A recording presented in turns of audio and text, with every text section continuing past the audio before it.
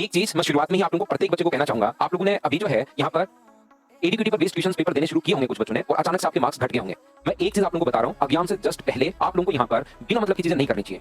Paper पूरा का पूरा हम लोग क्या करते हैं, बहुत बार एआई से पेपर जब बनवाते हैं तो बहुत बार बिना मतलब की वो कैलकुलेशन डाल देता है। एग्जाम में वैसी कैलकुलेशन आपके पास काफी बार नहीं आती, मतलब उतनी टफ कैलकुलेशन भी टफ देगा तो उतनी टफ नहीं देता जितनी वो हम लोगों को डायरेक्ट इस टाइप की कैलकुलेशन देता है। जब एआई कैलकुलेशन देता है उतनी टफ कैलकुलेशन एग्जाम में नहीं आएगी, ये चीज ध्यान रखना। तो आप लोग 2000 क्योंकि आप अभी बच्चे हो तो आपके साथ एक साल खराब हो जाएगा। 2017 की अगर मैं बात करूं, एसएससी ने बेसिक कॉन्सेप्ट पर क्वेश्चंस पूछ लिए थे। बेसिक कॉन्सेप्ट कोई नहीं समझाता था, जो भी पीवाईक्यू आया हवा में बातचीत होती थी और फिर क्वेश्चंस को 2017 में बेसिक आया। बेसिक पूछते ही जैसे अपने पास 2017 में पहली बार sine C plus sine D पर बेस्ड क्वेश्चंस पूछे थे, एडवांस मैथ्स में sine C plus sine D पर बेस्ड क्वेश्चंस पूछे थे। उससे पहले बहुत कम क्वेश्चंस पूछे होंगे। अगर मैं 2010 से लेकर 2016 तक की बात करूं तो ज्यादा से ज्यादा 2-4 बार क्वेश्चन आया होगा sine C plus sine D पर बेस्ड। लेकिन 2017 मेंस में बेसिक कॉन्सेप्ट के क्वेश्चंस पूछ लिए और जैसे बेसिक कॉन्सेप्ट के क्वेश्चंस पूछे तो टीचर्स ने क्या किया, वहां पर उस चीज को और टफ बना दिया कि अरुण शर्मा ये वो बड़े-बड़े क्वेश्चंस करवाने शुरू कर दिए कि अब तो एसएससी बड़े-बड़े क्वेश्चंस पूछेगा। और जिस बच्चे का रियल में सिलेक्शन होने वाला था उस बच्चे का भी सिलेक्शन नहीं हुआ, क्योंकि जैसे आप लोग बड़े क्वेश्चंस बिना मतलब की चीज करने की कोशिश करते हो आपकी स्पीड गिर जाती है। जो स्पीड आपकी रियल में रिक्वायरमेंट है, जिसको आपने पिछले साल भर से तैयारी करके जिस स्टेज पर आप लोग पहुंचे थे और एग्जाम से जस्ट पहले अगर आप लोग बिना मतलब की चीजें करने की कोशिश करोगे तो याद रखना फिर आप लोग, क्योंकि अभी जो चल रहा है ना इस टाइप से एडीक्यूटी पर बेस्ड ट्यूशन ये लीजिए और उस पर कोई भी बिना मतलब के क्वेश्चंस डाले जा रहे